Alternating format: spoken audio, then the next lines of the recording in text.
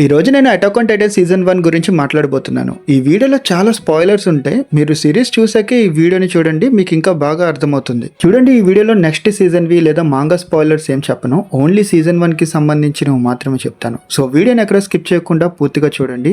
Let's get started. General గా మనం చూసే ఏ కథలో అయినా హీరో అంటే దేవుడు, విలన్ అంటే రాక్షసుడిగానే చూస్తాం. హీరో ఎప్పుడు మంచి కోరుకుంటాడు, అలానే విలన్ ఎప్పుడు చెడే కోరుకుంటారు. ఇది మనం ప్రతి మూవీలో చూసిన కామన్ కాన్సెప్ట్. కానీ అటాక్ ఆన్ టైటన్ ఈ కాన్సెప్ట్ మీద అసలు రన్ అవ్వదు. ఈ సిరీస్ మనకి ఘోరమైన నిజాన్ని చూపిస్తుంది. పరిస్థితులు మనుషుల్ని ఎలాంటి మాన్స్టర్స్ గా మారుస్తాయో చూపిస్తుంది. దేవుళ్ళంటి పిల్లలు కూడా పగా ప్రతీకారంలో పడిపోయి ఎలా ఘోరమైన వార్లోడ్స్ గా మారుతారో ఈ షో చాలా డీప్ గా చూపిస్తుంది. ఈ షోలో మనకి వినిపించే మెయిన్ థీమ్ ఒకటే, యాంగర్ బిగెట్స్ యాంగర్. అంటే ఒక కోపం ఇంకో కోపాన్ని పుట్టిస్తుంది, ఒక హేట్రెడ్ ఇంకో హేట్రెడ్ ని పెంచుతుంది. ఇది ఒక ఎండ్లెస్ లుక్ గా చూపిస్తారు. యాక్చువల్లీ ఈ సిరీస్ లో విలన్ అనే పదం ఎవ్వరికి సెట్ అవ్వదు. ఎందుకంటే ఇక్కడ ఎవరు చెడు చేయాలనుకోరు. ప్రతి ఒక్కరికి ఒక స్ట్రాంగ్ రీజన్ ఉంటుంది, ఒక బాధ ఉంటుంది, ఒక స్టోరీ ఉంటుంది. అందుకే ఇక్కడ విలన్స్ ఎవరు లేరని చెప్తాను. ఇక్కడ ఎవరు పర్స్పెక్టివ్ నుంచి చూస్తే వాళ్ళు హీరోస్ లాగా, ఎదుటి వాళ్ళు విలన్స్ లాగా కనిపిస్తారు. విలన్ అంటూ ఎవరైనా ఉన్నారంటే అది ఒక్క పర్సన్ మాత్రమే. ఈ ఘోరమైన నరకానికి మొదటి అడుగు అతనే వేశారు. ఈ ఎండ్లెస్ వైలెన్స్ సైకిల్ ని,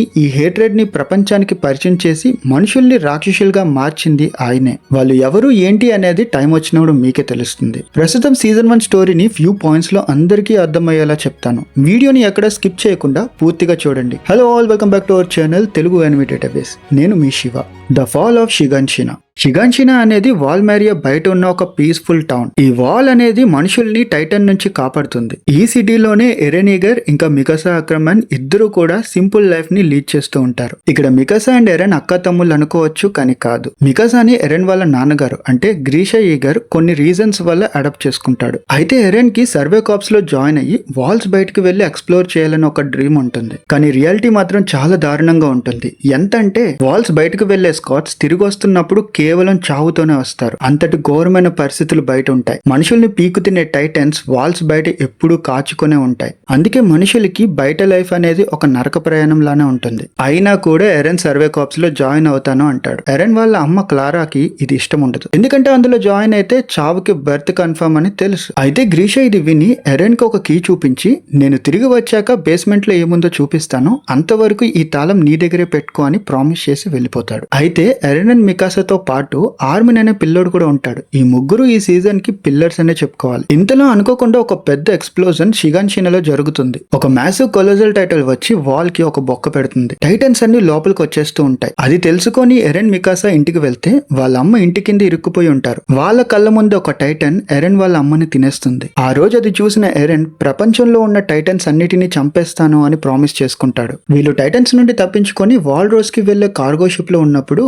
ఒక ఆర్మర్ టైటన్ వచ్చి షిగాన్షినాలో ఇంకో గేట్ ని బద్దలు కొడుతుంది. అదంతా కూడా షిప్ లో ఉన్న ఎరెన్ తో పాటు అందరూ చూసి భయపడతారు. Basic training and the 104 cadet crops. ఇక్కడ మీకు ఒక విషయం చెప్పాలి. వాల్స్ మధ్య బతుకుతున్న మనుషుల జనాభా అనేది రోజు రోజుకి పెరిగిపోతూ వస్తుంది. దానివల్ల వాల్మేరియాలో ఫుడ్ అనేది సరిపోదు. వీటిని కంట్రోల్ చేయడానికి గవర్నమెంట్ ఒక సూసైడ్ మిషన్ అనేది పెడుతుంది. అందులోనే ఆర్మిన్ వాళ్ళ తాతయ్య గారు చనిపోతారు. ఈ ముగ్గురు ఆర్పన్స్ ఇప్పుడు మిలిటరీలో జాయిన్ అవ్వాలని డిసైడ్ అవుతారు. బై ద వే, ఆ బేస్మెంట్ కి అనేది ఇప్పుడు ఎరెన్ దగ్గరే ఉంటుంది, అది గుర్తు పెట్టుకోండి. బేసిక్ ట్రైనింగ్ లో వాళ్ళు 104 క్యాడెట్ క్రాప్స్ లో జాయిన్ అవుతారు. ఇక్కడ మనకి చాలా క్యారెక్టర్స్ పరిచయం అవుతాయి. Sasha Blouse, Connie Springer, Reiner Braun, Annie, Bertholdt Hoover, Historia Ymir, blah blah blah blah. వీలే కాదు, ఇంకా చాలా మంది ట్రైనింగ్ లో ఉంటారు. అందరూ కూడా ట్రైనింగ్ లో ఇరగదీస్తారు. కానీ ఎరెన్ మాత్రం ఓడిఎం గేర్ పైన నించోలేకపోతాడు. కానీ next day earned proper belt లేకపోయినా అందరికన్నా బాగా చేసి చూపిస్తాడు. దాని తర్వాత నుండి ట్రైనింగ్ లో ఎరెన్ ఇంకా ఆర్మిన్, రైనర్ ఇంకా బ్రాత్ హోల్డ్ తో మంచి బాండ్ ఫార్మ్ చేసుకుంటారు. 5 సంవత్సరాల తర్వాత అందరూ గ్రాడ్యుయేట్ అయ్యి సర్వే కాప్స్ లో జాయిన్ అవుతారు. The battle of trust. ఒక రోజు వాళ్ళు రిలాక్స్ అవుతున్నప్పుడు సడన్ గా కొలోజల్ టైటన్ మళ్ళీ కనిపిస్తుంది. అది మళ్ళీ వాల్ కి బొక్క పెడుతుంది. ఆ టైటన్స్ ఫైట్ లో ఎరెన్ ఒక కాళ్ళు చెయ్యి పోగొట్టుకుని ఆర్మిన్ ని కాపాడబోయే ప్రాసెస్ లో టైటన్ నోట్లో పడిపోతాడు. ఎరెన్ ఆ టైటన్ కడుపులో ఉన్నప్పుడు కోపంతో తన చెయ్యి కొరుక్కొని ఫస్ట్ టైం టైటన్ గా ట్రాన్స్ఫార్మ్ అయ్యి బయటకు వస్తాడు. ఇటు మికాసాకి గ్యాస్ అయిపోయి చనిపోయే టైం కి ఈ కొత్త టైటన్ వచ్చి ఆమెను కాపాడుతుంది. అప్పుడు ఆర్మిన్ కి ఒక ఐడియా వస్తుంది. ఆ కొత్త టైటన్ ని యూజ్ చేసుకుని మిగతా టైటన్స్ ని క్లియర్ చేద్దామని అనుకుంటాడు. అండ్ ఆ ఐడియా వర్క్ అవుతుంది. కొంతసేపు కొద్దిసేపటికి టైటన్ అలసిపోయాక అందులో నుంచి ఎరెన్ బయటకు వస్తాడు. అయితే ఎరెన్ గెరిజన్ షోల్డర్స్ దగ్గర లాక్ అయిపోతాడు. ఏం అర్థం కాదు. పక్కనేమో మికాస్ అండ్ ఆర్మిన్ ఉంటారు. ఎరెన్ ని చూసి అక్కడున్న వాళ్ళందరూ భయపడుతూ ఉంటారు. ఎరెన్ ని చంపడానికి గెరిజన్ షోల్డర్స్ కెనన్స్ తో షూట్ చేస్తారు. అప్పుడే ఎరెన్ టైటన్ గా మారి అటాక్స్ ని డిఫెండ్ చేస్తాడు. ఈ లోపు కమాండర్ పిక్సెస్ వచ్చి నెక్స్ట్ అటాక్ ని ఆపుతాడు. తర్వాత ఆర్మిన్ ప్లాన్ బట్టి ఎరెన్ టైటన్ గా మారి ఒక పెద్ద రాక్ తో వాల్ హోల్ ని కవర్ చేస్తాడు. ఆ సమయంలోనే కెప్టెన్ లీవై కూడా వచ్చి వాళ్ళని కాపాడటం ఇవన్నీ వెంటనే జరిగిపోతూ ఉంటాయి. మీకు సీన్స్ చూస్తే సిరీస్ చూస్తే ఇంకా బాగా అర్థమవుతుంది. Levi squad and the female Titan. ఆ ఇన్సిడెంట్ తర్వాత ఎరెన్ ని ప్రిజన్ లో పెడతారు. మిలిటరీ ట్రిబ్యునల్ లో ఎరెన్ బతకాలా వద్దా అనే డెసిజన్ చెప్తారు. అక్కడున్న maximum of the people Eren చావాలనే కోరుకుంటారు. అప్పుడే లీవై తన ప్లాన్ అందరికీ చెప్పి ఎరెన్ ని తన స్క్వాడ్ లో చేర్చుకుంటాడు. లీవై స్క్వాడ్ లో చేరాక ఎరెన్ చాలా విషయాలు తెలుసుకుంటాడు. ఆ స్క్వాడ్ లో హాన్సీ జాయ్ అని ఒక అమ్మాయి ఉంటుంది. తను టైటన్స్ మీద ఎక్కువగా ఎక్స్పెరిమెంట్స్ చేస్తూ ఉంటుంది. ఆ అమ్మాయి ఎరెన్ దగ్గరకు వచ్చి తన ఎక్స్పెరిమెంట్స్ గురించి చెప్తున్నప్పుడు ఎరెన్ రోజంతా అది వింటూ ఉంటాడు. నెక్స్ట్ ప్లాన్ ప్రకారం వీళ్ళందరూ షిగాన్షినాకి వెళ్లాలని డిసైడ్ అవుతారు. కానీ మధ్యలో ఒక ఫీమేల్ టైటన్ వస్తుంది. అది మామూలు టైటన్ అయితే కాదు. దానికి తెలివి ఉంటుంది. మార్షల్ ఆర్ట్స్ అయితే ఇంకా బాగా వచ్చు. అయితే కమాండర్ ఎర్విన్ ప్లాన్ వేసి దాన్ని ఫారెస్ట్ లో క్యాప్చర్ చేస్తాడు. ఈ లోపు ఆ ఆడ టైటన్ గట్టిగా అరిచి మిగతా టైటన్స్ ని పిలిచి తన ఓన్ బాడీని అవే తినేలా చేస్తుంది. అయితే ఆ టైంలోనే ఎవరికి కనబడకుండా టైటన్ లోపల ఉన్న ఒక అమ్మాయి ఎస్కేప్ అయిపోతుంది. ఆ అమ్మాయి మళ్ళీ ఫీమేల్ టైటన్ గా మారి లీవై స్క్వాడ్ మొత్తాన్ని చంపేస్తుంది. ఎరెన్ కోపంతో టైటన్ గా మారి ఫైట్ చేస్తాడు. కానీ ఓడిపోతాడు. ఫిమేల్ టైటన్ ఎరెన్ ని మింగేసి అక్కడ నుండి వెళ్ళిపోతుంది. ఈ లోపు మికాసా ఇంకా లీవై చేస్ చేసి ఎరెన్ ని కాపాడతారు. The climax. ఆర్మిన్ కి డౌట్ వస్తుంది. ఫిమేల్ టైటన్ అసలు ఎవరో కాదు యానీ అని కనిపెట్టేస్తాడు. అయితే వీళ్ళందరూ ఒక ప్లాన్ తో యానీని స్టోహెస్ డిస్ట్రిక్ట్ లో ట్రాప్ చేయాలని అనుకుంటారు. యానీకి సిచ్యువేషన్ మొత్తం అర్థమైపోతుంది. తన దగ్గర ఉన్న హ్యాండ్ రింగ్ తో బ్లడ్ తెచ్చుకొని టైటన్ గా మారిపోతుంది. ఇక్కడే ప్లాన్ ప్రకారం ఎరెన్ కూడా టైటన్ అవ్వాలి. కానీ అవ్వలేకపోతాడు.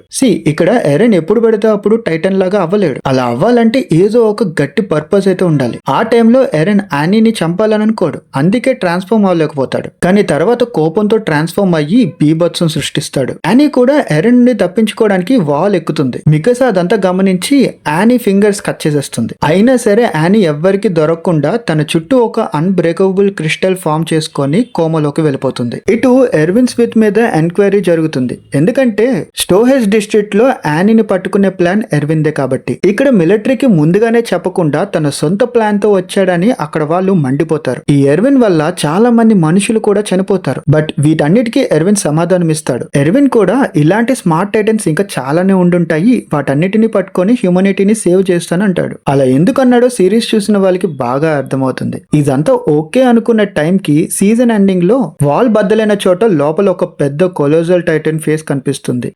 దీంతో సీజన్ ఎండ్ అయిపోతుంది. చూడండి, ఇక్కడతో అటాక్ ఆన్ టైటన్ సీజన్ 1 రీకప్ అయిపోయింది. నేను మెయిన్ ఈవెంట్స్ నే కవర్ చేశాను. ఇన్ డెప్త్ గా చూసుకుంటే చాలా స్టోరీనే ఉంటుంది. ప్రతిదీ నేను కవర్ చేయలేకపోయాను. ఇన్ కేస్ ఈ సిరీస్ మీరు చూడాలనుకుంటే మ్యూస్ ఇండియా యూట్యూబ్ ఛానల్లో ఫ్రీగా ఉంది. అది కూడా తెలుగులో ఉంది. వెళ్ళి చూడండి. అండ్ తెలుగు డబ్ కూడా చాలా బాగా చేశారు. ఇప్పటి వరకు వచ్చిన hundreds of Telugu dub animes లో ఇది టాప్ 10 లో ఉంటుందంటే మీరే అర్థం చేసుకోండి ఎంత బాగుందో. అండ్ ఇది ఒకటే కాదు, క్రంచీ రోల్ నుండి కూడా తెలుగు డబ్ రాబోతుంది. అది ఎలా ఉండబోతుందో చూడాలి మరి. అండ్ మ్యూస్ నుండి వచ్చిన డబ్బింగ్ ఫుల్ క్యాస్ట్ తెలుసుకోవాలనుకుంటే మన ఇన్స్టాగ్రామ్ లో జాయిన్ అవ్వండి. లింక్ డిస్క్రిప్షన్ లో పెట్టాను. See you in the next video.